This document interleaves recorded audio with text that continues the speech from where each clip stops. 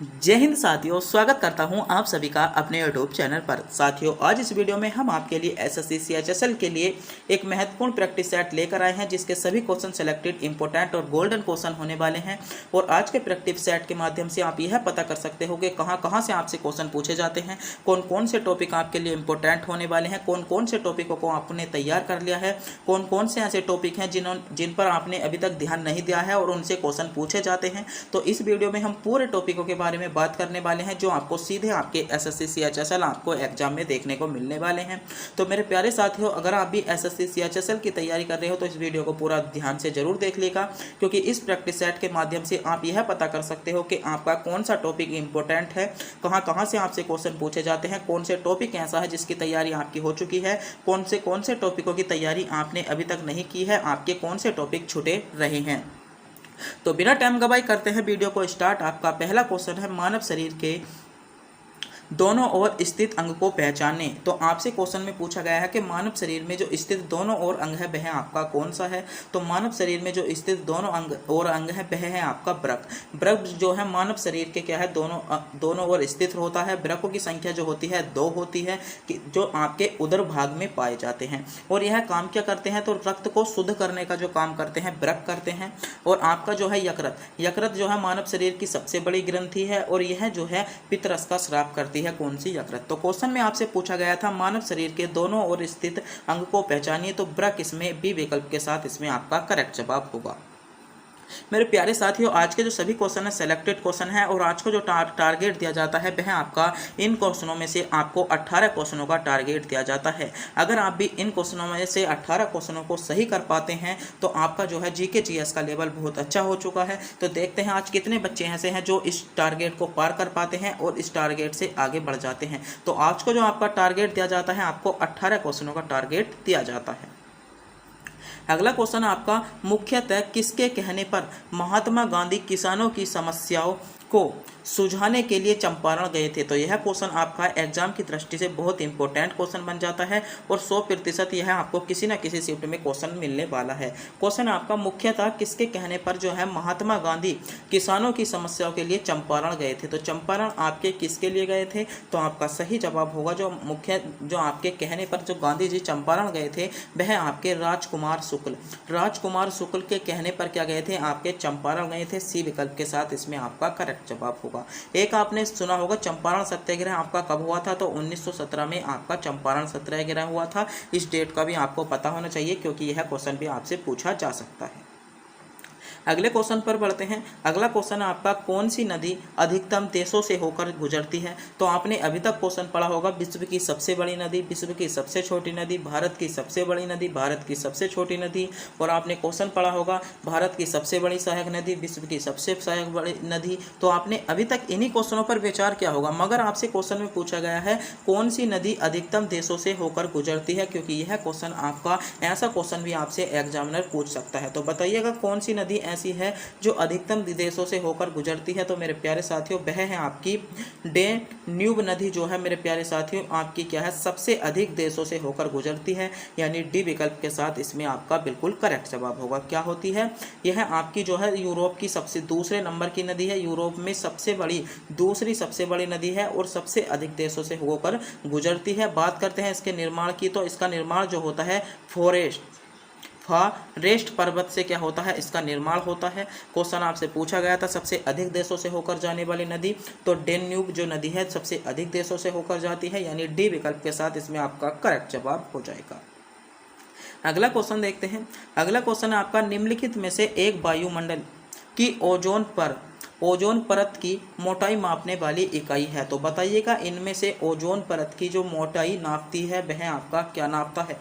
विकल्प आपके सामने है, सोचिएगा समझिएगा, क्वेश्चन बहुत इंपॉर्टेंट होने वाला है। ओजोन परत, तो ओजोन परत से संबंधित तो आपसे बहुत क्वेश्चन पूछे जाते हैं, जैसे ओजोन परत आपके कौन से मंडल में है। तो ओजोन परत मेरे प्यारे साथियों आपके ताप मंडल में है। कौन से मंडल में है? आपका समताप मंडल में कौन सी है? ओजोन परत है। और इसमें गैसें क्या होती हैं? तो इसमें आपकी C6H6 क्या होती है? इसमें गैस होती है ओजोन परत में। तो क्वेश्चन आपसे पूछा गया है जो ओजोन परत की मोटाई है, जो आपकी ओजोन परत है, इसकी जो मोटाई है, ये बीच की मोटाई, यह आपके किसके द्वारा मापी जाती है? तो किसके द्वारा मापी जाती है? तो डॉप्सन के द्वारा क्या नापी जाती है? ओजोन परत की मोटाई नापी जाती है। बी विकल्प के साथ इसमें आपका करेक्ट जवाब हो जाएगा।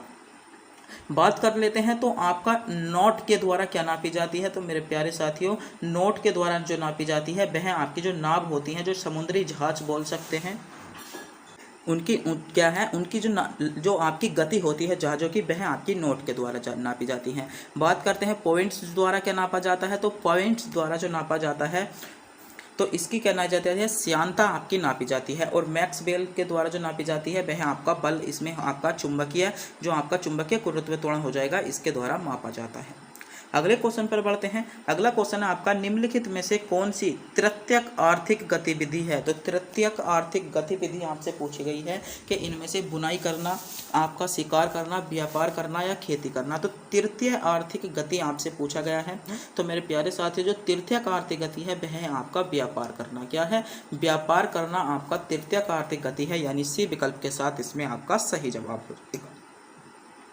अगला क्वेश्चन है आपका, लक्षद्वीप टापू का प्रसिद्ध नृत्य कौन सा है? तो इंपॉर्टेंट और सेलेक्टेड क्वेश्चन होने वाला है। अभी तक आपसे जो एग्जामिनर पूछता था वह आपका राज्यों के लोक नृत्य पूछता था, जैसे केरल का लोक नृत्य पूछ लेता था, कभी कभी तमिलनाडु का पूछ लेता था, जम्मू कश्मीर का पूछ लेता था। मगर आपसे अब जो एग्जामिनर पूछ रहा है वह पूछ रहा है लक्षद्वीप, यानी जो आपके केंद्र शासित प्रदेश हैं, आपके सभी केंद्र शासित प्रदेशों के आपके लोक नृत्य याद होने चाहिए, क्योंकि अब जो एग्जामिनर पहुंच चुका है लोक नृत्यों पहुंच चुका है। लोक नृत्य जो पूछे जा रहे हैं वे आपके यूटी यानी केंद्र शासित प्रदेशों के पूछे जा रहे हैं। क्वेश्चन है आपका, लक्षद्वीप का जो प्रसिद्ध लोक नृत्य है तो कौन सा है? तो कौन सा हो जाएगा आपका? कोलकली जो है वो, कोलकली जो नृत्य है वह आपका कहाँ का है? कोलकली नृत्य आपका कहाँ का है? लक्षद्वीप का है। और आपकी जो लक्षद्वीप की शैली है, जो आपकी लक्षद्वीप की नृत्य शैली है वह है आपकी लावा शैली। कथक कहाँ का है? तो कथक आपका उत्तर प्रदेश का हो जाएगा। और कुचिपुड़ी कहाँ का नृत्य है? जल्दी से जल्दी बताइएगा। कुचिपुड़ी कहाँ का है? तो कुचिपुड़ी आपका आंध्र प्रदेश का हो जाता है। अगला क्वेश्चन आपका, एक दिवसीय क्रिकेट में एक गेंदबाज अधिकतम कितने ओवर फेंक सकता है? तो यह क्वेश्चन आपके लिए इंपॉर्टेंट होने वाला है और सेलेक्टेड होने वाला है। जो आपके एक दिवसीय क्रिकेट होते हैं, जो आपके एक दिवसीय क्रिकेट है, उसमें जो अधिकतम गेंदबाज ऐसा है जो कितने रनों को या कितने ओवरों को फेंक सकता है? तो आपका सही जवाब होगा, एक दिवसीय क्रिकेट में अधिकतम जो फेंके जाते हैं वे आपके 10 ओवर एक खिलाड़ी फेंक सकता है। और आपने एक सुना होगा T20, तो T20 में मेरे प्यारे साथियों चार ओवरों को एक खिलाड़ी फेंक सकता है। तो क्वेश्चन आपसे पूछा गया था, एक दिवसीय क्रिकेट टूर्नामेंट में गेंदबाज जो है कितने आपके ओवर फेंक सकता है? तो 10 ओवर, सी विकल्प के साथ इसमें आपका करेक्ट जवाब होगा। अगला क्वेश्चन आपका, बज्जी महाजनपद की राजधानी है। तो बज्जी महाजनपद की राजधानी इनमें से कौन सी है? यह क्वेश्चन आपसे पूछा गया है। यह क्वेश्चन आपके लिए बहुत ही ज़्यादा इंपॉर्टेंट होने वाला है। जैसा आपको पता होना चाहिए कि आपके महाजनपदों की जो संख्या थी वह कितनी होनी थी? आपकी 16 थी। 16 में से 8 जो थे वे आपके उत्तर प्रदेश राज्य में थे और आपके 8 जो थे अलग अलग राज्य में थे। इनमें से आपके 16 के 16 महाजनपदों के बारे में पता होना चाहिए। 16 के 16 महाजनपदों की राजधानी आपको पता होना चाहिए, क्योंकि 16 के 16 महाजनपदों की राजधानी आपसे पूछी जा सकती है। तो क्वेश्चन आपसे पूछा गया था, बज्जी महाजनपद की राजधानी क्या है? तो बज्जी महाजनपद की जो राजधानी थी मेरे सारे साथियों, वैशाली आपकी बज्जी महाजनपद की राजधानी थी। तो बात कर लेते हैं एक बार उन 16 के 16 महाजनपदों की राजधानी के बारे में। तो जल्दी से जल्दी आप ध्यान से देखिएगा कि कौन से राज्य की कौन सी थी। एक महाजनपद था आपका कोसी, तो आपका क्या था? काशी। काशी की राजधानी क्या थी? काशी की राजधानी थी आपकी वाराणसी। एक जनपद था आपका कौशल की राजधानी थी श्रावस्ती। तीसरा महाजनपद था आपका अंग की राजधानी थी चंपा। चौथा महाजनपद था आपका मगध की राजधानी थी राजगृह। पांचवा था आपका क्या था? कुरु की राजधानी थी इंद्रप्रस्थ। सातवां था आपका कंबोज की राजधानी थी रायपुर। आठवां था आपका असमक की राजधानी थी पोटना। नवा था आपका क्या था? अवंती, अवंती की राजधानी थी महासमती। और आपका अगला जो था आपका गंधार, गंधार की राजधानी थी तक्षशिला। अगला है आपका सूरसेन, सूरसेन की राजधानी थी मथुरा। और अगला था आपका मत्स्य, मत्स्य की राजधानी थी क्या थी, विराटनगर। अगला है आपका पांचाल, पांचाल की राजधानी क्या थी, अहिच्छित। और इससे अगला महाजनपद है आपका आ जाता है चेद, तो चेद की राजधानी क्या थी आपकी, सूक्तिमती। अगला है आपका बत्स, बत्स की राजधानी क्या थी, कौशाम्बी। और आपका एक था पांचाल, पांचाल की राजधानी क्या थी, अहिच्छेद। तो ये 16 के 16 महाजनपद थे जिनकी राजधानी हमने बता दी है आपको। आपके पास अगर नोट्स है तो इनकी महाजनपद की राजधानी को आप पढ़िएगा। और अभी आपके पास नोट्स नहीं है, आपको इन महाजनपद की राजधानी नहीं है, तो इसकी जो पूरी PDF है आपको हमारे टेलीग्राम चैनल पर मिल जाएगी। टेलीग्राम चैनल का नाम है हमारा स्टडी अड्डा RK। इसी आपके यूट्यूब चैनल के नाम से ही टेलीग्राम चैनल का नाम है। वहां से जाकर आप क्या कर सकते हो, हमारे टेलीग्राम चैनल को ज्वाइन कर लेगा, जिस पर हम अधिक आपके लिए इंपॉर्टेंट, जैसे आपके नृत्य होते हैं, आपकी शैलियाँ होती हैं, आपसे बहुत इंपॉर्टेंट कंटेंट हम जो डालते हैं अपने टेलीग्राम चैनल पर PDF के माध्यम से डालते हैं, उसको ज्वाइन जरूर कर ले। और वहाँ पर ही आपको इन सभी महाजनपदों की राजधानी आपको देखने को मिल जाएगी। तो एक बार जाइएगा, हमारे टेलीग्राम चैनल को ज्वाइन कर लीजिएगा, जिसका लिंक आपको वीडियो के डिस्क्रिप्शन में भी मिल जाएगा। वहाँ से जाकर भी आप क्या कर सकते हो, टेलीग्राम चैनल को ज्वाइन कर सकते हो। और आपने अभी तक हमारे चैनल को सब्सक्राइब नहीं किया है, चैनल को सब्सक्राइब, वीडियो को लाइक और अपने दोस्तों के पास वीडियो को शेयर जरूर कर दें।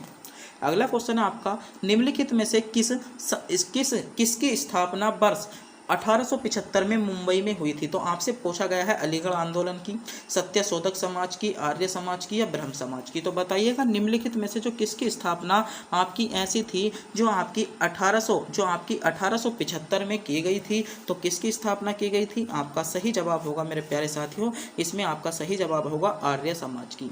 आर्य समाज की जो स्थापना थी वह आपकी 1875 में की गई थी। सी विकल्प के साथ इसमें आपका करेक्ट जवाब होगा। बात कर लेते हैं आर्य समाज की स्थापना की किसने थी। तो स्वामी विवेकानंद ने आपकी आर्य समाज की स्थापना की थी। और इसको जो है 1877 में क्या था, इसका मुख्यालय क्या बना दिया था, लाहौर इसका मुख्यालय बना दिया था। लाहौर जो था वह आपका आर्य समाज का क्या बना दिया था, मुख्यालय बना दिया था। जिसकी स्थापना किसने की थी, तो स्वामी विवेकानंद आपकी की थी। बात कर लेते हैं आर्य समाज का एक प्रसिद्ध नारा था जो आपसे बहुत ज्यादा पूछा जाता है, तो वेदों की ओर लौटो, वेदों की ओर लौटो इनका एक आपका क्या था, आर्य समाज का एक प्रसिद्ध नारा था जो आपसे बहुत ज़्यादा क्वेश्चन पूछा जा सकता है। वेदों की ओर लौटो किसका नारा था, तो आर्य समाज का था, आपको पता होना चाहिए। अगला क्वेश्चन आपका कौन सा जल मार्ग अटलांटिक महासागर और प्रशांत महासागर से जुड़ता है। तो इंपॉर्टेंट क्वेश्चन है, सेलेक्टेड क्वेश्चन है। बताइएगा, सोचिएगा, समझिएगा, क्वेश्चन पर विचार कीजिएगा।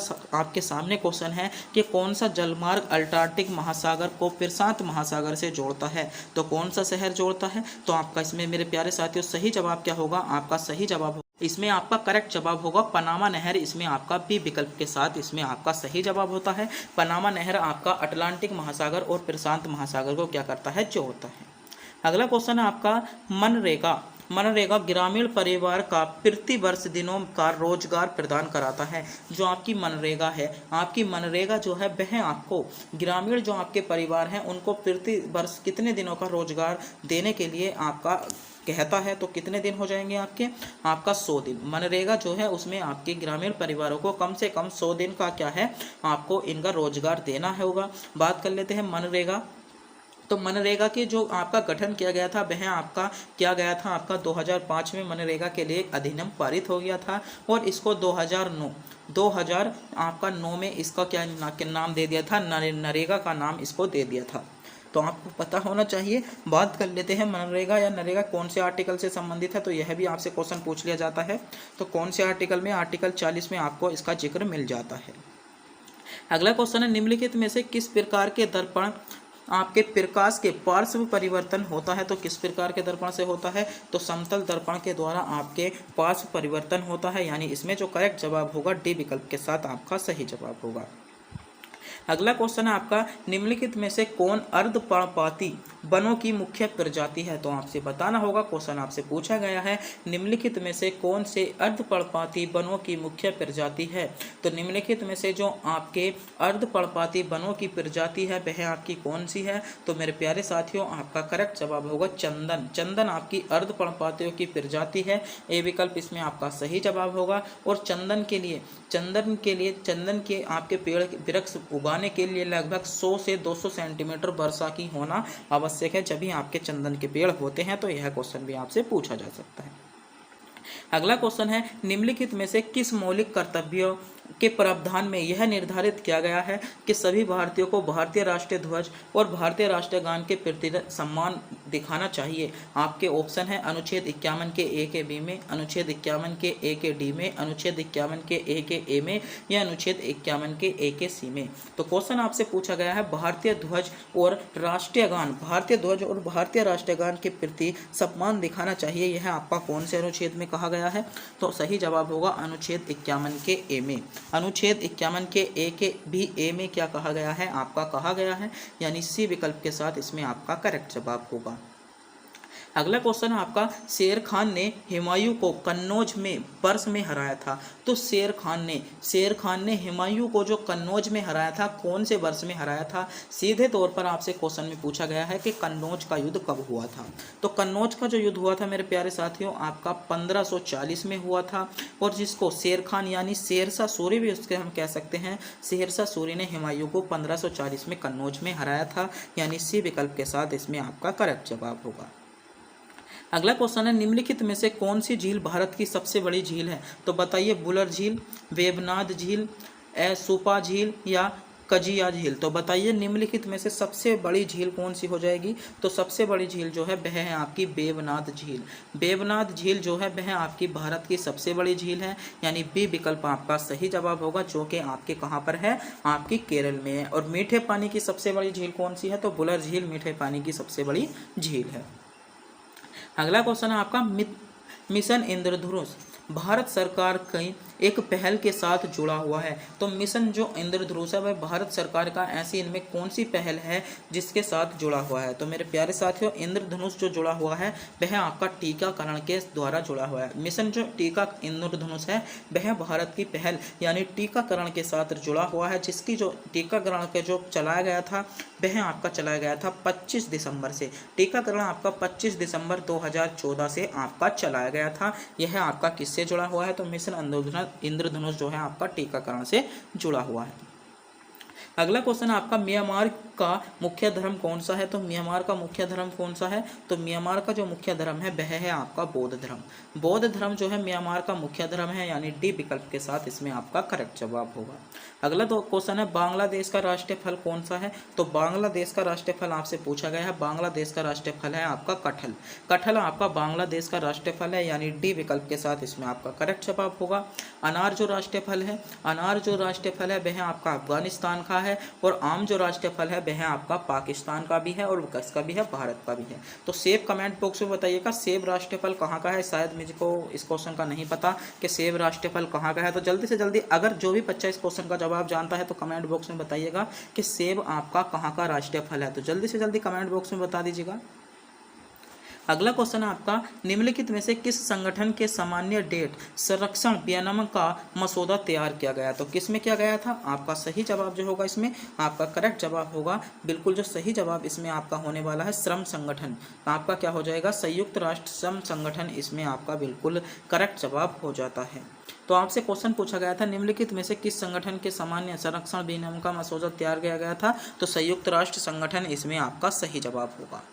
अगला क्वेश्चन है, भारत में राष्ट्रीय अभिलेखागार की स्थापना कब हुई? क्वेश्चन पूछा गया है,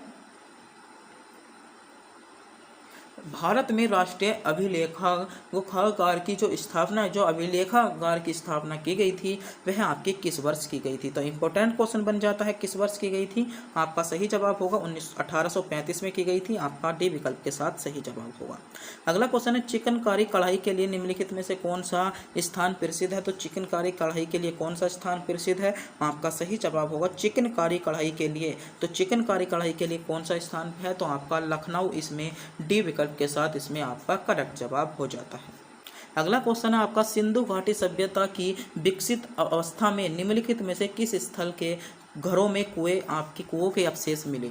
तो सिंधु घाटी सभ्यता में जो आपके कुओं के अवशेष मिले थे वह आपके कहाँ पर मिले। तो मेरे प्यारे साथियों, आपका सही जवाब होगा मोहनजोदड़ो में। मोहनजोदड़ो में आपके क्या मिले थे, कुओं के अवशेष मिले थे। बात कर लेते हैं कालीबंगा में। तो कालीबंगा में क्या मिला था, कालीबंगा में आपके जुते हुए खेत मिले थे और लोथल में जो घर होते थे उनके दरवाजे जो होते थे वे आपके क्या होते थे, सड़क की ओर होते थे, सड़क के विपरीत ओर होते थे। और हड़प्पा जो था, जो आपका सिंधु घाटी सभ्यता का खोजा गया सबसे पहला शहर था। तो क्वेश्चन आपसे पूछा जा सकता है कि सिंधु घाटी सभ्यता का सबसे पहला शहर या सबसे पहला गांव बोल सकते हैं, सबसे पहला शहर जो था वह कौन था। तो हड़प्पा जो था सिंधु घाटी सभ्यता का सबसे पहला शहर था। यह भी क्वेश्चन आपसे पूछा जा सकता है, तो आपको भी पता होना चाहिए। क्वेश्चन बन सकता है कि सिंधु घाटी का सबसे पहला शहर कौन सा खोजा गया, तो हड़प्पा शहर खोजा गया था। अगला क्वेश्चन है, जौनपुर राज्य का अंतिम शासक कौन था। तो बताइए, जौनपुर राज्य का अंतिम शासक आपसे पूछा गया है। तो हुसैन शाह आपका जौनपुर राज्य का अंतिम शासक था, यानी ए विकल्प के साथ आपका करेक्ट जवाब होगा।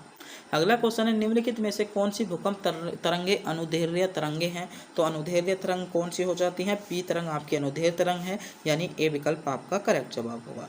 अगला क्वेश्चन है, कौन सा भारत का पहला विकास बैंक था। तो भारत का पहला विकास बैंक था वह था आपका भारतीय औद्योगिक वित्त निगम, जिसकी स्थापना जो की गई थी 1948 में आपकी की गई थी। तो क्वेश्चन आपसे बन सकता है, भारत का पहला विकास बैंक कौन सा है। तो भारतीय औद्योगिक वित्त निगम, इसमें भी विकल्प के साथ आपका करेक्ट जवाब होगा।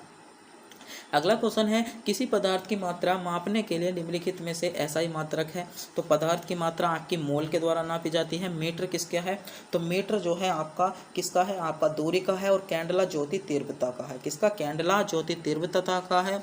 और केल्विन जो आपका किसका मात्रक है, जल्दी से जल्दी कमेंट बॉक्स में बताइएगा। अगला क्वेश्चन है, सशस्त्र नृत्य के दिग्गज सोनन मान सिंह को निम्नलिखित में से किस प्रकार से सम्मानित नहीं किया गया है। तो इनको अभी तक पद्म श्री पुरस्कार से सम्मानित नहीं किया गया है। और आज की वीडियो का अंतिम क्वेश्चन आपकी स्क्रीन पर आ चुका है। क्वेश्चन है, सौर मंदिर भारत के किस राज्य में स्थित है। तो सौर मंदिर भारत के तमिलनाडु में यानी महाबलीपुरम में स्थित है, यानी इसमें भी विकल्प आपका करेक्ट जवाब होगा। तो आज के जो क्वेश्चन थे मेरे प्यारे साथियों, सभी क्वेश्चन सेलेक्टेड, इंपॉर्टेंट और गोल्डन क्वेश्चन थे, जो आपको सीधे आपके एसएससी CHSL में आपसे पूछे जा सकते हैं। तो अगर आपको ये वीडियो अच्छी लगी हो, वीडियो को लाइक, चैनल को सब्सक्राइब और अपने दोस्तों के पास वीडियो को शेयर करना ना भूलें। तब तक के लिए मिलते हैं अगली वीडियो में।